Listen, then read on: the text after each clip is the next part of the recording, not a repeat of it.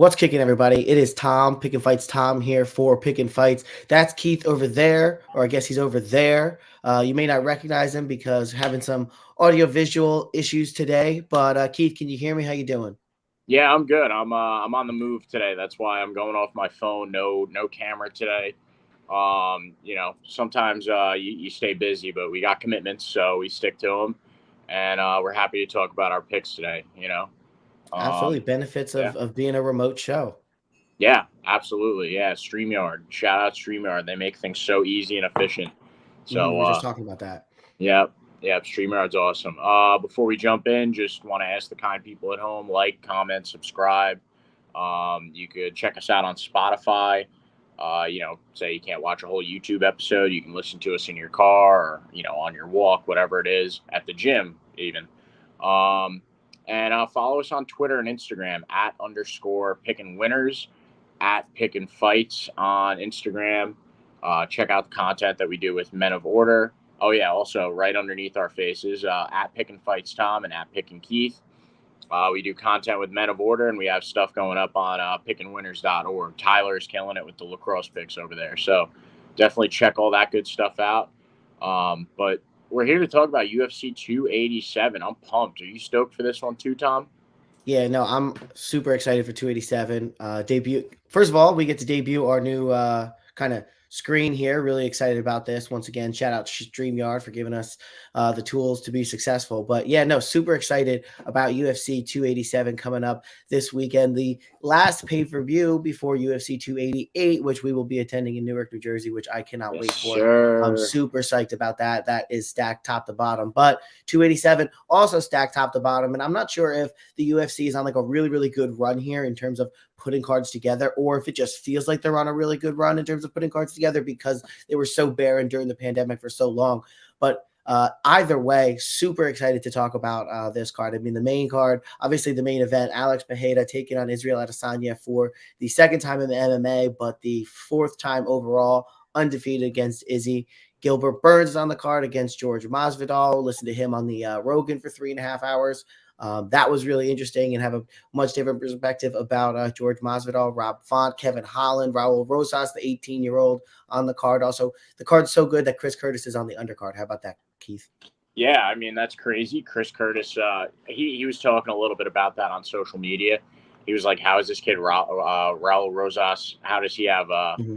a main card spot? And he's only had one fight, young guy, and Chris Curtis has been in the UFC for what, like 2 years, somewhat. Like he doesn't He's have been, that long. What are you let's gonna say? see. I was Yeah, just going to say, yeah, it's definitely been some time. He came in 2021, November. So, yeah. yeah, So 2 years, just about, and every fight he's been in, besides year and a maybe half. like the Jack Hermanson fight, has been a banger. So I understand his frustration here, but regardless, I mean, they have to make the money moves, and Chris Curtis is not as big of a household name as Raul Rosas Jr. Well, he's So just not as big of a story, right? I mean, like, listen, Chris Curtis, he's 30-9. I think he's 35 years old. His story isn't as notorious. Forgive, I feel like it's almost problematic to use the word notorious if you're not talking about Conor McGregor, but it's not uh, as it doesn't, have as much oomph behind it as a kid who's literally still finishing high school and has to go back to high school on Monday after having fought inside of the UFC in where is this card taking place? Miami, I Miami. believe. In Yeah, Miami. So I don't know where Raul Rosas is from. New I think Mexico. So yeah, yeah, flies fighting out of California. So flies across the country on the weekend to fight in a professional organization. Allegedly, well, I think he's got what, a performance of the night bonus. So that's more than any high schooler's ever made yeah. during their first year for the most part. So you know that is absolutely a excuse me, a bigger storyline than Chris Curtis. No offense to Chris Yeah, it's Curtis, but it's it's kind of nuts because this kid is 18, right? He goes to yeah, class on Friday, flies out to Miami on Saturday, fights, can't really have an after party because he can't legally drink, and then he's like back in trigonometry and PE and world history Monday morning with the rest of the high school kids. It's kind of nuts when you okay. think about it. Absolutely. It's nuts. It's crazy. Yeah. So with that being said, let's get into our prelim notables for UFC 287 Tejeda versus Adesanya 2. All right. Well,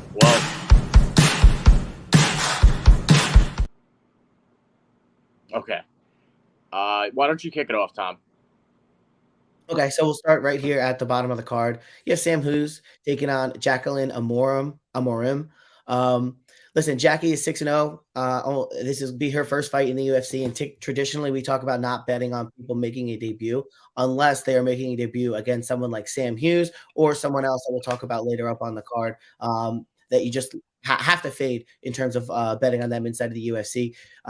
Jackie has not fought the top level of competition up until this point, but she has gotten a lot of finish. She submitted Ashley Nichols by armbar 6 months ago, Loveth Young by knee bar, and she's got a KO TKO on her record from Megan Owen, who was in her, only in her second fight at the time. So a lot of inexperience across the 5 on in, only 6 fights for Jackie. But with that being said, she's shown a lot of promise. She's shown a lot of poise on the ground and an ability to go out there and finish fights, whereas Sam Hughes has shown kind of the exact opposite and hasn't really done anything to make us think that she is a caliber a fighter that belongs potentially in the UFC. Her wins are against Estela Nunez and Elise Reed. She got that top elbow from Mount finish, which I think is probably what's keeping her inside of the UFC, having lost to Pereira Rodriguez, which actually isn't that bad of a loss. But every time we're watching Sam Hughes fight, I feel like it always leaves something out there on the table. And I think in a fight against Jackie, who's going to be coming in 27 years old, a little bit younger, more to prove, she's going to be the longer fighter in this one.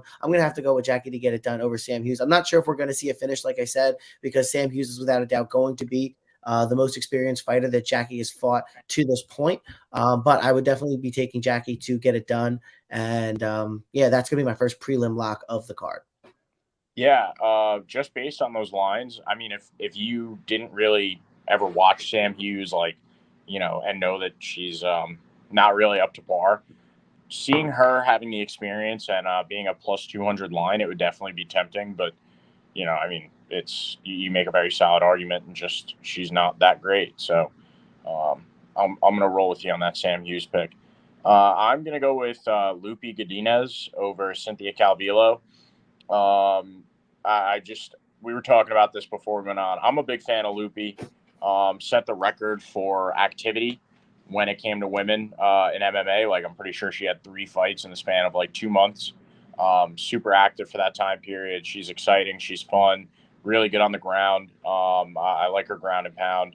And then you look at Cynthia Calvillo, and this could be the end of her time in the UFC. She's 1-4 over her last 5 fights. Even at minus 270, I like Lupi. I kind of like her to get it done within the distance potentially. What do you got for this one, Tom? We were talking about it a little bit before. Yeah, I mean, I think in this one, traditionally I would bet, women's fights almost always to go the distance, just because there's not a whole lot of finishing ability in women's fights as we've seen as of late. But Cynthia Calvillo has shown on a number of occasions an ability to be finished, which with that type of durability in question, I feel less comfortable betting on this one, or I feel less confident betting on this one to go the distance with so much certainty. And then I do feel good about Lupi Godinez getting it done. However, in women's MMA, anything can happen anytime. Cynthia Calvillo having a little bit of the longer reach here. She is, I guess it doesn't really show it in terms of the amount of bouts, but she is more of the veteran at 35 years old. So anything can happen with women's MMA.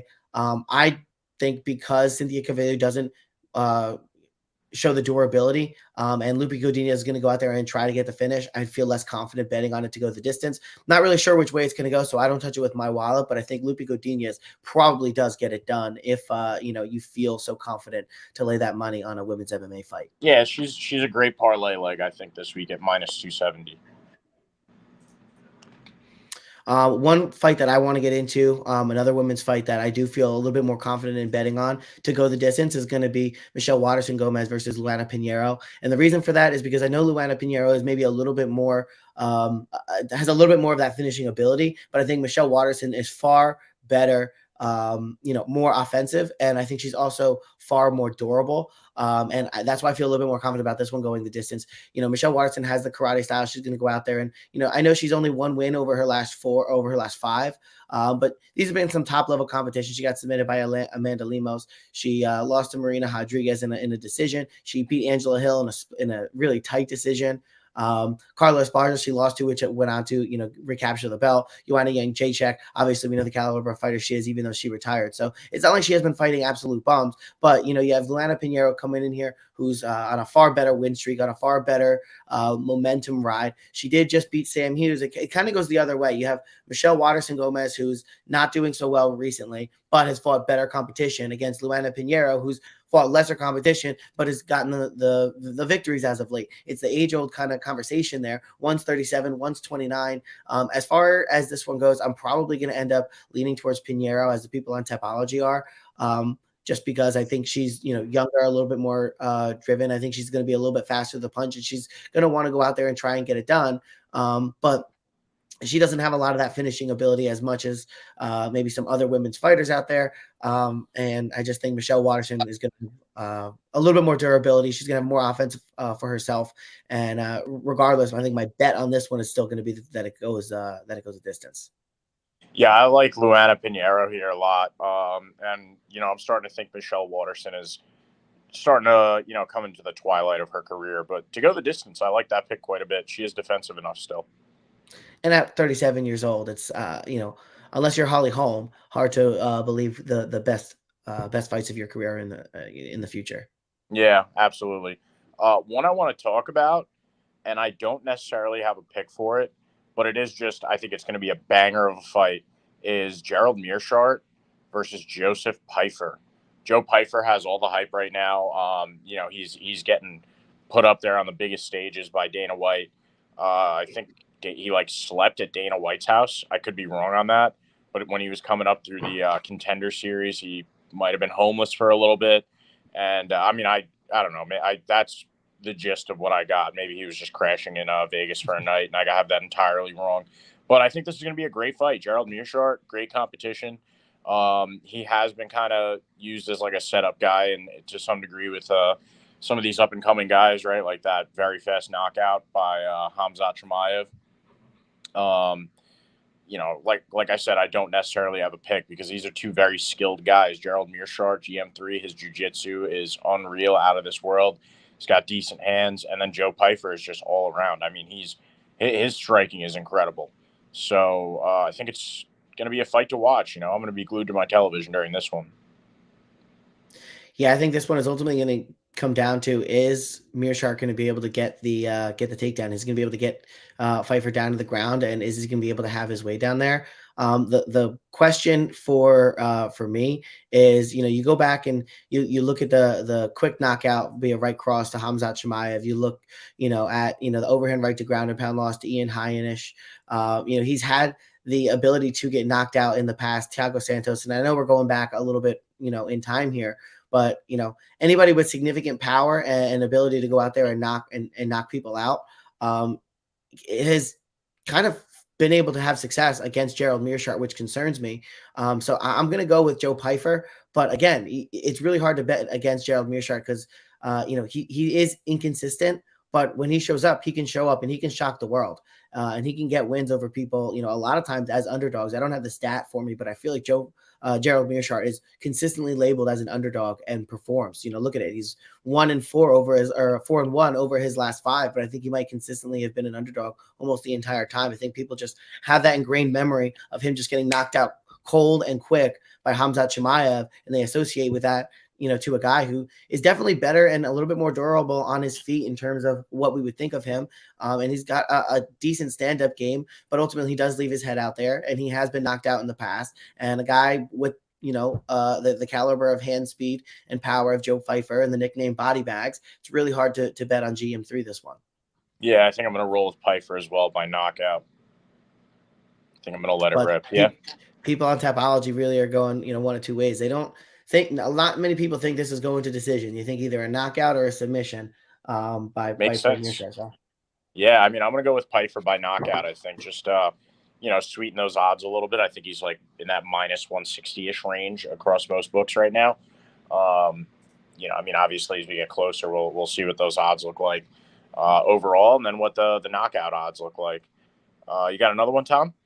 Yeah, I'm going to be going here. We had a late change. Chase Sherman taking on now Carl Williams. He was going to be taking on Chris Barnett, which was going to be fireworks. I think Chris Barnett was going to try and go out there and get a highlight reel, shocking finish of Chase Sherman at the beginning.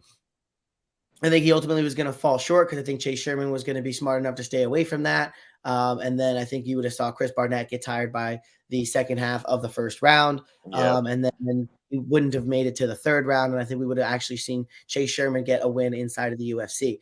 Now that he's taking on Carl Williams, I don't think that's going to happen. I think we're going to see a much different fight. Carl Williams is a guy who's going out there and he's shown his durability against a level of competition that was, I guess, better or more experienced. You saw him going to decision against some guys that were less experienced. You saw him being able to get a finish. Even against some guys that weren't that experienced, like Carl right here, still going to decision on 2-0 guy, 9-8. Like I said, was able to get the finish there. Jimmy Lawson in his UFC debut, he was able to get the decision there over Jimmy Lawson. And then Lukasz Brzeski, he was able to get the decision there. And listen, these are decisions that he's winning. He's going to go out there and he's going to, I think, in a lot of ways, show more dominance over Chase Sherman than he maybe has against guys, that he's faced earlier in his career, Lukasz Brzeski, Jimmy Lawson, just to talk about UFC caliber opponent. I think Carl Williams is a guy, even though they're the same age, I think he's going to be more dedicated to the sport. I think I know he's absolutely looking more athletic than Chase Sherman. And just in terms of his build, he's going to have a little bit of a reach advantage here. And I think it just ultimately is going to come down to him being, taking his UFC career a little bit more seriously than it seems that Chase Sherman is. You go back and you look at these losses. Waldo Cortez Acosta, I believe he was making his UFC debut or shortly thereafter. Jared Vanderaa is the only guy he's got a win over. Then, Alexander Romanov, not a bad loss. Jay Collier, not a great win, not a great loss, but not terrible. Parker Porter, that one's not great either. So, there's a couple of guys inside the UFC heavyweight division that, you really wonder about, what's going on with the scouting department. Why aren't we able to get a little bit higher quality heavyweights inside of the UFC? And I think Chase Sherman is kind of not the last of, but definitely one of those holdouts from an older era of heavyweights that were less skilled. And I think Carl Williams is going to go out there. I'm not sure if he's going to be able to finish Chase Sherman, but I think betting on him to win and showing that he has the ability to go, 3 rounds at the heavyweight, build type and be able to get it done consistently over those 3 rounds gives me a lot of confidence that he's going to go out there and be able to, get the win over Chase Sherman here. Yeah, I'm with you on that one, man. Chase Sherman's a good guy to bet against. And then the last one you want to talk about, did we talk about Chris Curtis and Kelvin Gastelum? Not yet. The prelim premier fight or prelim main event, whatever they're calling it these days. Yeah, I'm rolling with Chris Curtis in this one. Basically, like we were saying before, 2 years in the UFC, not even, and activity, lots of wins, only 1 loss out of all the fights he's had in the UFC so far. Exciting all the time. Then you look at Kelvin Gastelum, he really hasn't been active. He really hasn't had many notable wins recently or wins, period. Right now it looks like Chris Curtis is currently an underdog. So, the odds keep like flipping back and forth. But we've seen this happen a couple of times with these very exciting guys pretty recently. Like Justin Gaethje is one that comes to mind where he was an underdog. And, he's a guy that you don't normally get as an underdog. These very exciting brawler type guys in a fight that, maybe Vegas doesn't think it's their fight. But me personally, I'm all the way with Chris Curtis this week at plus 105. I'm snagging him right now as soon as we get off here so that I can get him at plus money. But yeah, I'm with the action man this week. I think it's going to be an exciting fight and potentially a finish maybe. Yeah, this one scares me because I feel like everything is pulling me towards Chris Curtis. He has been, I believe, a little bit more active. He, has definitely shown a lot more power and a lot more, other than that Jack Hermanson fight. He's shown the ability to go out there and want to finish the fight. And Kevin Gastelum, it's our first time seeing him since, fighting Jared Cannonier over a year and a half ago. I want to side with Chris Curtis. I think he's the more fun fighter. I think he obviously has been more active. He's got, more diverse way to get it done. He can get it done, using the leg kicks. He can using his power. He can, he does get tired, but he's one of those guys that, even when he's tired, he's a little bit different in his approach, in the sense that he picks his shots a little bit better. When he has more energy, he's not as calculated, but he's more powerful and more, I guess, of a volume guy. So he kind of changes a little bit as the fight goes on. Whereas Kelvin Gastelum, I think Kelvin Gastelum, he's more of the boxer. And I think, it's hard to say at 31 years old, after taking a year and a half off, after having some of the success that we saw him have, and then have, the bad stretch that we saw. It's hard to say if Kelvin Gastelum is going to come out and be the Kelvin Gastelum that fought Israel Adesanya, or the Kelvin Gastelum that we fight, Jared Cannonier and some of these more recent bouts. He's got the win over Ian Heinisch 2 years ago. But getting heel hooked by Jack Hermanson, the Darren Hill split decision loss. Kelvin Gastelum just has not come out and looked his absolute best on a consistent basis. And then, being 5'9", he doesn't have the biggest frame in the world to be fighting at 185 pounds. You would think a guy like that could probably be fighting maybe 170, maybe 155, maybe probably caught in the same issue of like Kevin Lee, is where like the 160, 165 pound division would probably be ideal. But the fact that he's fighting all the way up to 185 calls into concerns questions about his nutrition and, his diet and the way he lives his lifestyle kind of outside of the gym or even in between fights. So it's really hard to bet on Kelvin Gastelum. But I think if you could see a really good Kelvin Gastelum, the ceiling is high enough to where he could put on that Israel Adesanya type of performance, where he's coming in and out with his shots. He's picking them clean. He's, using good defense, using a good head movement, staying off the center line, popping the jab, sticking out, and maybe using some of those leg kicks when he gets an opponent on a back foot or not moving. I think we could see Kelvin Gastelum has all of the pieces to get it done. But I think judging on what we've seen lately, I think Chris Curtis, he may still have a little bit of a speed disadvantage, but I think he's going to definitely, as we see it right here, he's going to have a 4 or 5 inch reach advantage. He's going to have the bigger frame. He's going to have the more pop to his shots. And I don't think he's got to find Kelvin Gastelum a lot to stun and wobble Kelvin Gastelum. And Kelvin's a guy who's been getting wobbled a little bit more. He's always relied on his chin a lot to carry him through fights when he does get hit. But we're starting to see him get wobbled and stunned a little bit more. And that's maybe concerning coming into this. But again, the biggest concerning thing for me is that everything that I'm looking at right now for this fight tells me to pick Chris Curtis. And he actually was favored. I think he was minus 120 or minus 130. And it's all the way shifted. Now he's plus 105. So that's what's really concerning for me, and probably why I'm going to stay away from it betting wise, because I just refuse to believe that Vegas knows something that we don't. Or we know something that Vegas doesn't, and they're seeing it, just wrong. So I am concerned. I don't know if maybe Chris Curtis has some degree of an injury. He's always training with Sean Strickland. So the fact that Sean Strickland was going too hard and maybe hurt him is not outside of the question by any realm of the imagination. Don't accuse Sean of that.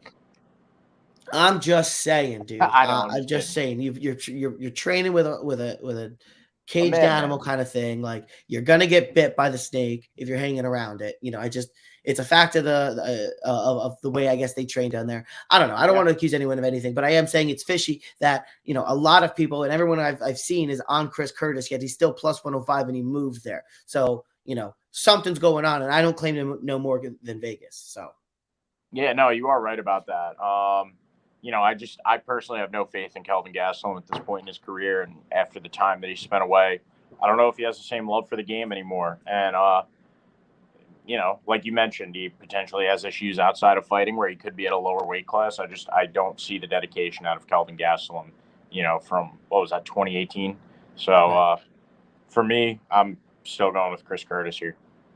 All right. Well, that ties it up for our prelim notables. Now we're on to our main card picks. But before we do, just make sure you okay, that wasn't English. Just make sure you remember to like, comment, and shoot us a subscription if you like the content. We really do appreciate it. We've been on a streak lately. I think over the last 2 weeks, we gained something like 12 new subs. So we appreciate it. Looking to keep it rolling. Now on to our main card.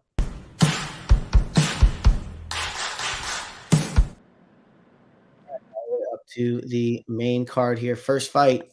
Raul Rosas Jr. taking on Christian Rodriguez. Why don't you take it away, Keith? I'm going with Raul here. The skill set is there, all around, but especially great on the ground, great jiu-jitsu, great wrestling. I don't really think there's much to say about this one. This isn't like a crazy setup fight like we've seen in the past for some of these super hyped guys, where you see like a Muhammad Mokaev fighting. I can't even remember who his last fight was against. but it really like wasn't competitive at all. I think that this is going to be a more competitive match, than some of those setups. It is on the main card. It's going to be exciting. But at minus 245, Raul Rosas Jr. is a great pick. I think he's going to go out there and do his thing. This guy is, an up and coming success story in the UFC. So, I'll roll with him, until he proves otherwise.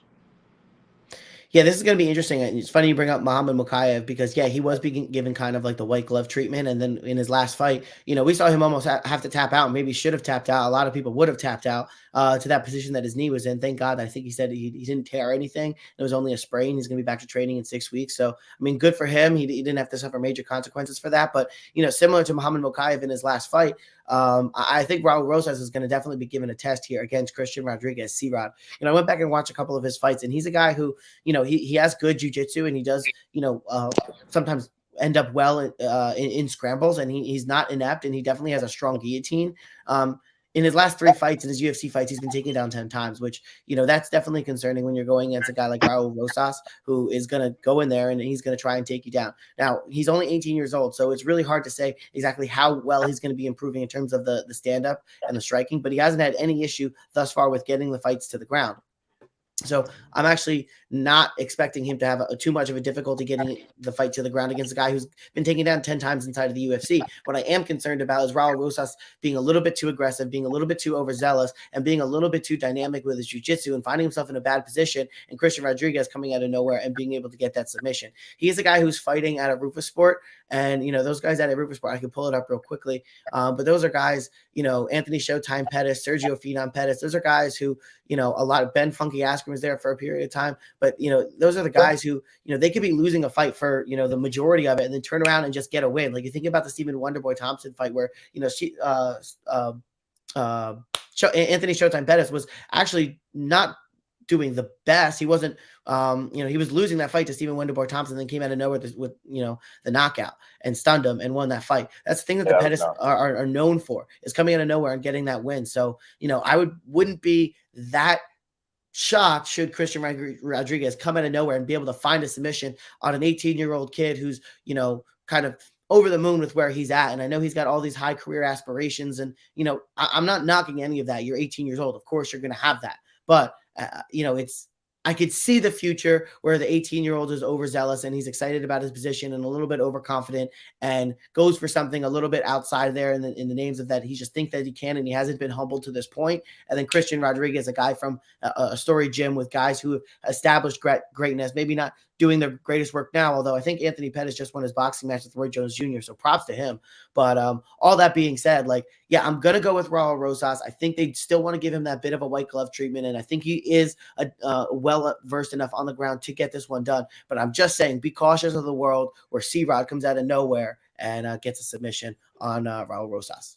Yeah, quite possible, man. Raul Rosas might be buying into his own hype.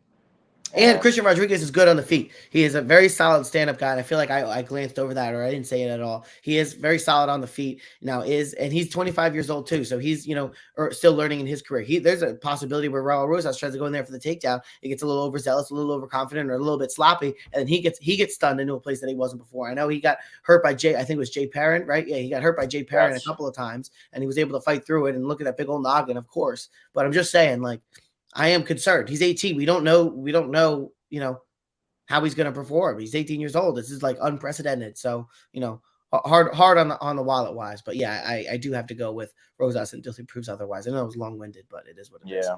I like him to win by submission. Moving up to the card, our favorite, or mutually one of my favorites at least, Kevin Holland, Trailblazer, taking on Santiago Ponzinibbio. What are your thoughts on this one, Keith? I'm going with Kevin Holland. Santiago Ponzinibio, I mean, I love watching this guy fight too. I just think he's not that he's wild or anything. I just don't think that he has he's as intelligent on his feet as Kevin Holland is. I think Kevin Holland, he's a lot smarter of a striker. I mean, both of these guys are strikers, and I also think maybe he potentially will have learned from that Wonder Boy fight. Even though you're fighting, another guy that likes to stand, if you have the ability to take somebody down, just fucking do it.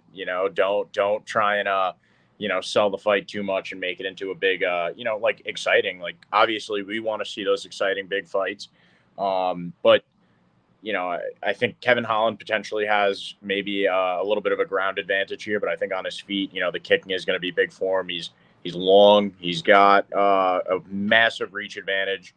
I think he's just going to stand at a distance and, pick apart Santiago Ponzinibio for 3 rounds.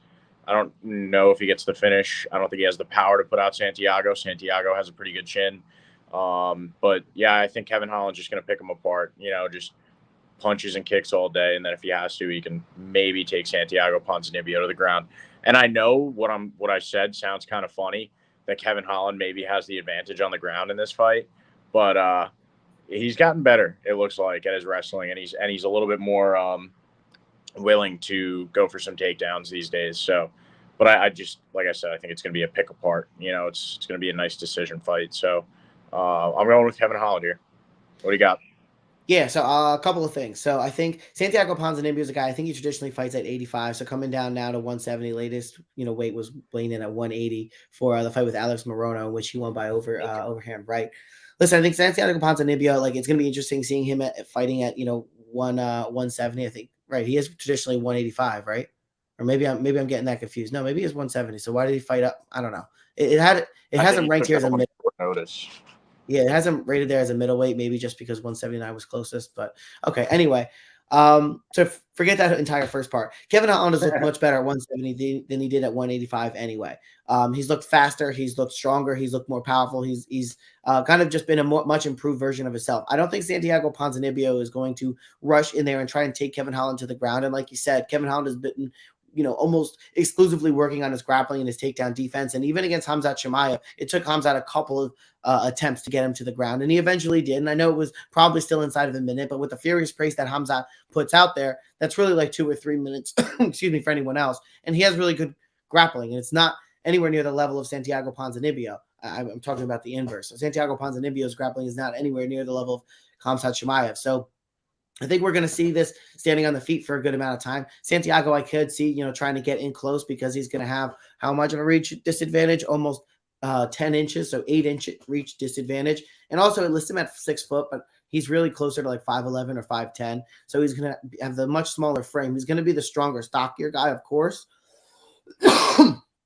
But I don't know if that's going to be enough to get it done. He's going to surely try and hold Kevin Holland up against the cage. But, as he tries to move in, I think Kevin Holland's going to have those long limbs. He's going to throw some of those elbows. He's going to throw some of those kicks. He's going to be able to keep the distance. I think he's going to be able to move around on the outside. I think he's going to be quicker. I think he's going to be able to pop that jab, drop that one too. I think there's a lot of different things that Kevin Holland can do on the feet that's going to be overwhelm and outpoint Santiago Ponzinibbio. And then if it does go to the ground in terms of on the floor, Kevin Holland is very well versed at his jiu-jitsu. The only time Santiago Ponzinibbio would have an opportunity is if he had his back. But I think Kevin Holland is well versed enough at those positions to be able to get success there too. He's just the only really concerning area is if Santiago Ponzinibbio is able to hold him up against the cage and just get some time there, kind of like how Roman Dolidze used to win fights. So that's the only thing, but I'm going Kevin Holland in here, and I think this is going to be absolutely a fight to watch. It's going to be very interesting, and I think we see a finish here. Oh wow, okay. So you think it's all right. I like that. I mean, I would prefer a finish in this fight.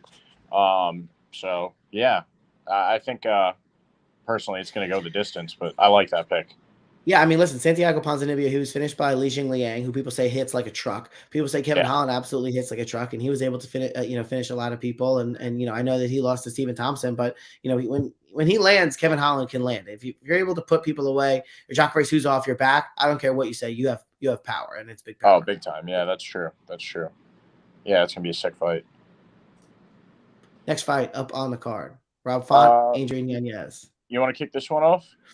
Yeah, I'll go with this one. This is almost like a throwback because these guys have a very similar style, except one is 29 and one is 35, almost 36 years old. The thing that is going to differentiate this fight for me is the fact that Adrian Yanez, he's going to be a little bit faster and he's going to be a little bit more willing to use his feet in terms of the leg kicks, and he's a little bit more dynamic of a striker. Whereas Rob Font, he's a little bit more of the boxer. He's going to use his leg kicks a little bit to try and slow you down, but ultimately that's just to get in there and land punches on the inside. He's quick. He is from that Boston, New England cartel style of fighter. And what really concerns me here is Adrian Yanez, I think, is going to be a little bit faster.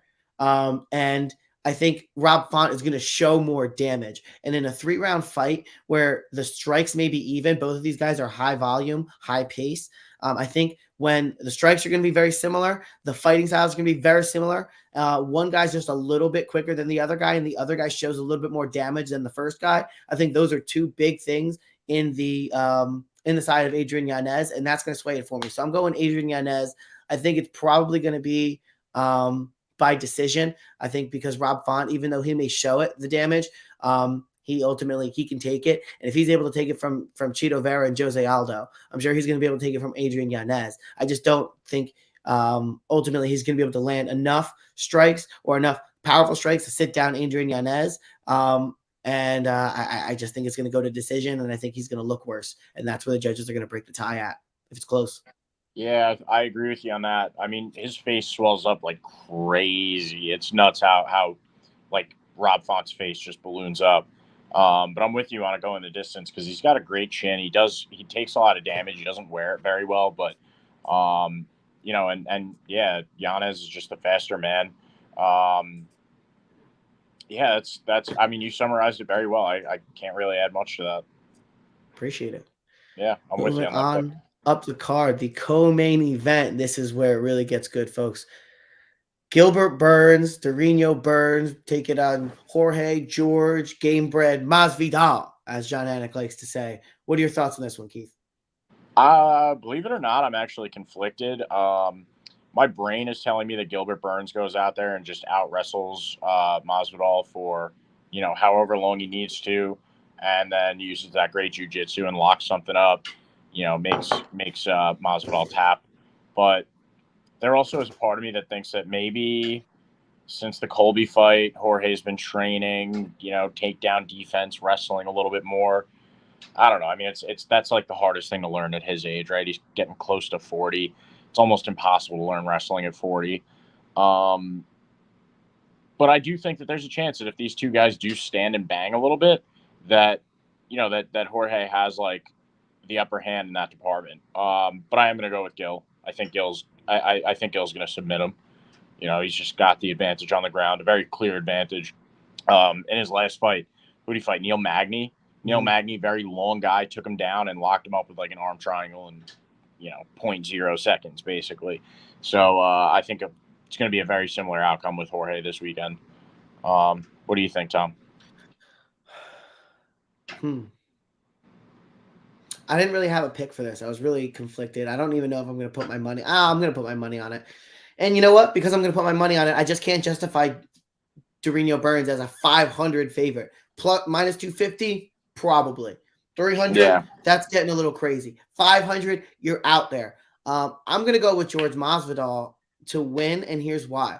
I think George Masvidal, listening to him on Rogan, he's been talking about the fact that he's known grappling was his weakness for a long time, and he's been working on it. And, going out there, Colby tried to wrestle him. Kamaru tried to wrestle him. They didn't have a ton of success. And even if they were able to get him down, it wasn't like they held him down for extended periods of time. A lot of that fight, Colby had, George up against the cage, So I think it's a very different style. That's a pure grappling wrestling style, whereas Dorino Burns is more of a Brazilian jiu-jitsu style. He's got a little bit of of wrestling that he mixes in, but it's more of a pure jiu-jitsu style, and that's where he's good at. And honestly, he hasn't really used that a lot at 170. He didn't use that a ton at 155 either. He was one of those guys that fell in love with the hands and really never turned back. And we always would talk about him having the jiu-jitsu style, and we want to, Gilbert Burns is so dangerous in jiu-jitsu, but he doesn't use it.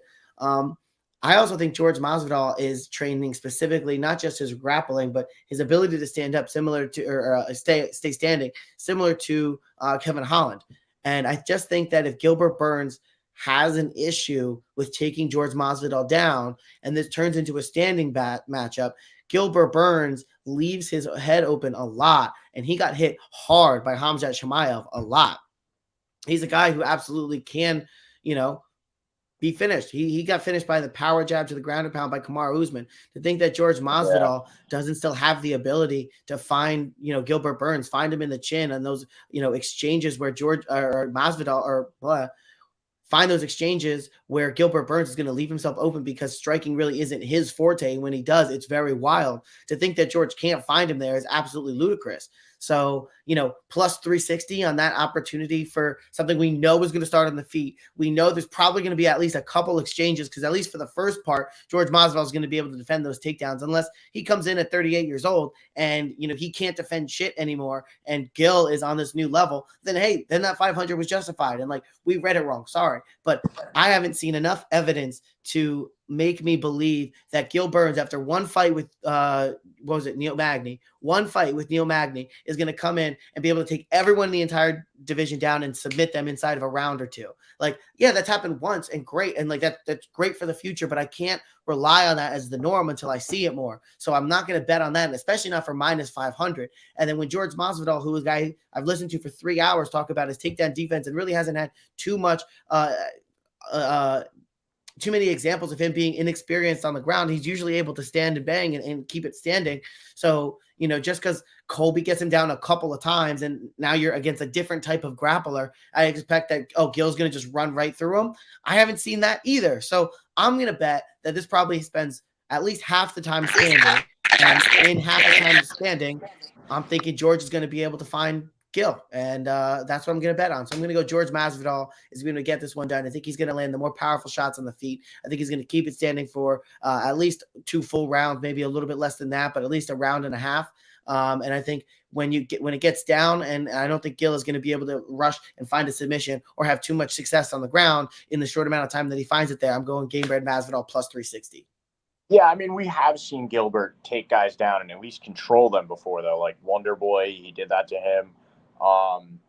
I definitely think that Masvidal could find Gilbert's chin, but I really don't think that George is a great wrestler, and I think that Gil has a very clear. I mean, even if he does the same thing, hangs onto his seatbelt and takes him up against the cage, maybe makes him drop to his knees and then just starts landing those short punches. I still see Gilbert being able to do that, and maybe not finish the fight, but the grappling advantage is massive. The best thing I think George has going for him is he's been training with Bo Nickel. He spoke about that on Joe Rogan a little bit. Mm-hmm. That's going to be huge for him. Bo Nickel, obviously lighting the world on fire right now. Right. But, he's almost 40. It's super hard to learn a new physical skill at 40 years old. No less a skill that, guys that are really proficient at it start training at 6 years old. So, I'm still rolling with Gil, but I definitely support your logic. And minus 500 is, listen, I would probably be betting. I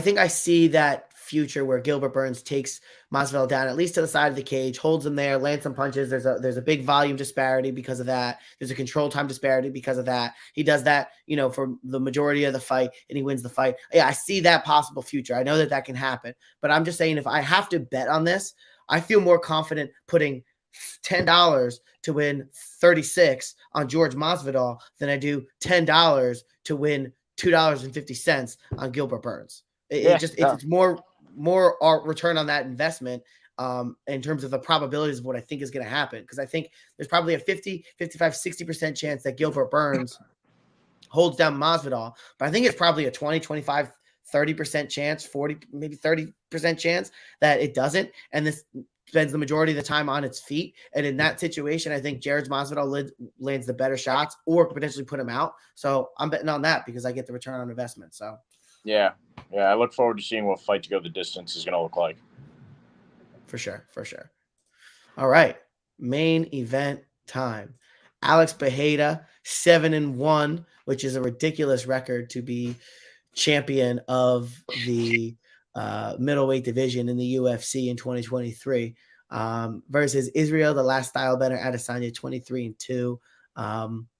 He's really been the bane of his existence. Followed him from kickboxing over to MMA. How's this one end up? How's this one go, Keith? Well, I was on Alex the last time. I'm on Alex again, especially because I took him a few weeks ago, actually, while he was plus 170. So, I've had that bet basically a future bet for a couple of weeks going now. I think if Izzy beats Alex, then they absolutely have to make a movie about Izzy, like a Rocky style movie, because coming back after losing 3 times is incredible.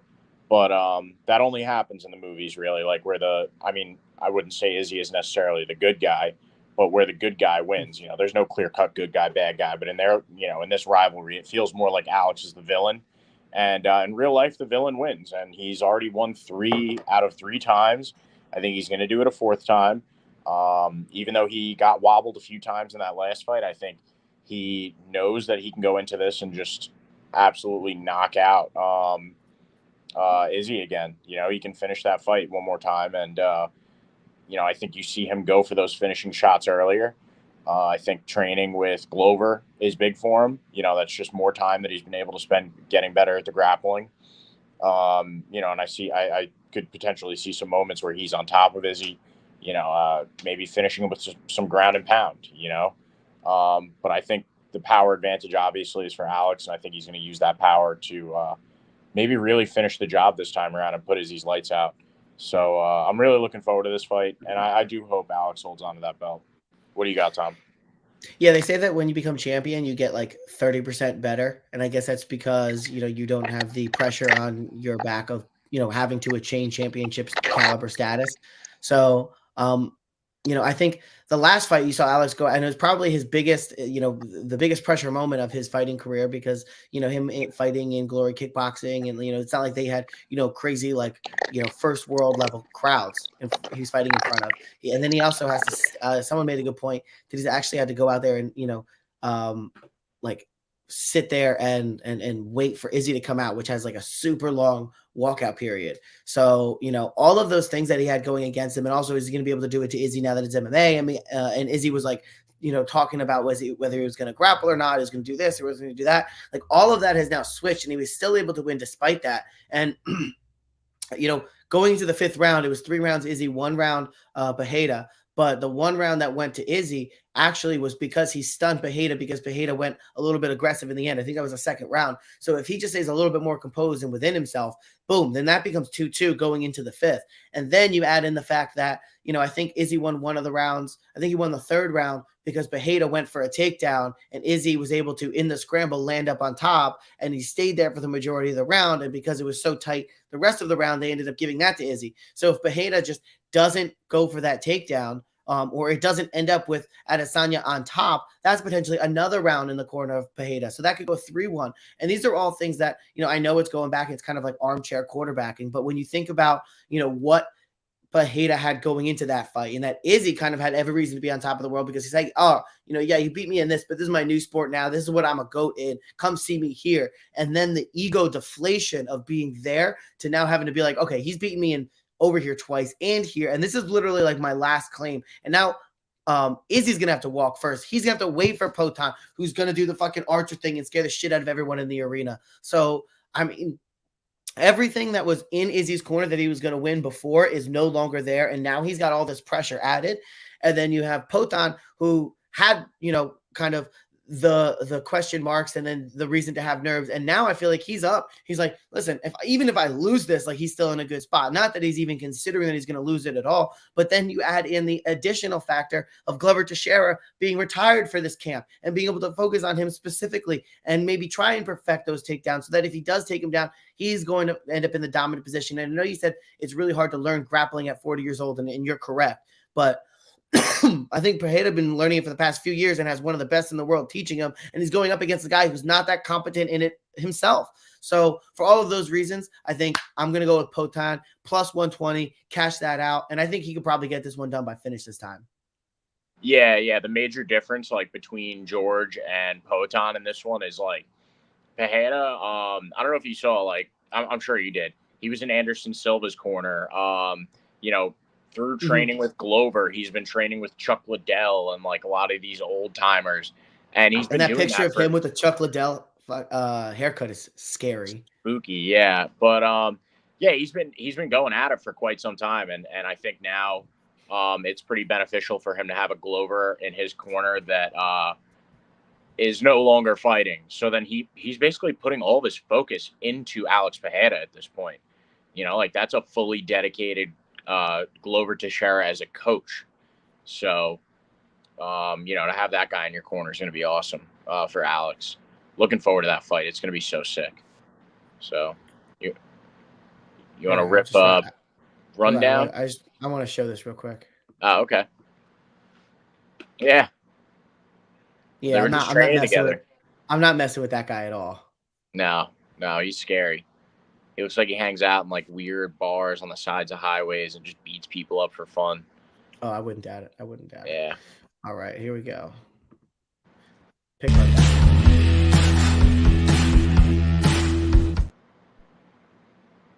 Alrighty. I am rolling with. You mind scrolling down a little bit, please? Sorry, I just don't have it open over here on my phone as well. So I'm gonna tail you with the Jacqueline Amore pick. I'm going with Lupe Godinez. I'm gonna go with Joe Pyfer by KO. I'm going with Luana Pinero and Chris Curtis as my prelim notable picks. And then on the main card, I'm going with Raul Rosas Jr., Kevin Holland, taking Adrian Yanez, Gilbert Burns, and Alex Pereira. What do you got? So I'm going with Jacqueline Amore to get it done over Sam Hughes. We didn't talk about it, but I'm going with Shalenian Nordabianke to get it done over Steve Garcia. I am going with, in terms of betting, I'm going with Carl Williams to get it done over Chase Sherman. I think that one actually probably goes to decision. Another fight that's going to decision, in my opinion, is Michelle Waterson Gomez and Luana Pinero. I would take that one either to decision or over 2.5. And then Kelvin Gastelum and Chris Curtis. That's a fight that I can't wait to watch. I want to bet on Chris Curtis. He's plus 105. I'm not sure why he's plus 105. I'm probably going to do it anyway, but I'm concerned at why he's not the favorite and what does Vegas know. Raul Rosas Jr., I think he's ultimately going to get it done over Christian Rodriguez, but I would be concerned that Christian Rodriguez is going to just find himself a win because he's from that Showtime Pettis camp. Kevin Holland, I feel confident about getting it done over Santiago Ponzinibbio, potentially even by finish. Adrian Yanez, I think is going to get it done by decision over Rob Font. Jorge Masvidal potentially could get it done over Gilbert Burns. I kind of want to pick Gilbert Burns with my heart, but if I'm putting money on it, the plus 360 line on George is just too juicy, and the minus 500 on Gilbert Burns is just I want to stay away from it. So money wise, I'm betting on George, and then Potan I think gets it done again, goes 4-0 on Izzy Adesanya, and we got to stop talking about Izzy as being a potential GOAT. He's got and then Tejeda is going to get the title taken from him potentially by Whitaker. So what sense does any of this make? Yeah, by Whitaker, or, maybe somebody else, but yeah, potentially, or he may surrender it because he's been talking about going up to light heavyweight, and yeah, that's a scary guy up there. I could see him potentially surrendering it in a burn the boats type of mentality. That's one of the things that Chael Sonnen touched on about Volk, that Volk didn't really like burn the boats because he always had that featherweight belt to go back to. And when you surrender your belt to go up to another weight class and fight for, that championship, it just feels so much more like urgent, and you have to go for that finish because, it's like all or nothing at that point. Same mentality for Izzy this weekend. It's pretty much all or nothing, Yeah. That could be good. That could be bad. You come in a little bit overtrained, a little bit too hurt because you've been going too hard. Because you do have that all or nothing, and it ends up being a negative, or some guys thrive in the pressure and, like you said, burn the boats and like, okay, game on. And that's what they did to excite them. I guess you could say it worked for John Jones. Yeah, absolutely. Well, I got to run, man. So, all right. Yeah. Thanks for being here. I appreciate you putting up with, these audio visual errors on my end, being on the run on this Sunday. But you enjoy the rest of your weekend. I'm going to bounce out real quick, though. And then if you want to wrap it up, I'll catch you soon, though, brother. All right, everybody, take it out. Take care. Not my forte, but, make sure you drop us a like, drop us a subscription. We do appreciate it. Subscribe to the chat.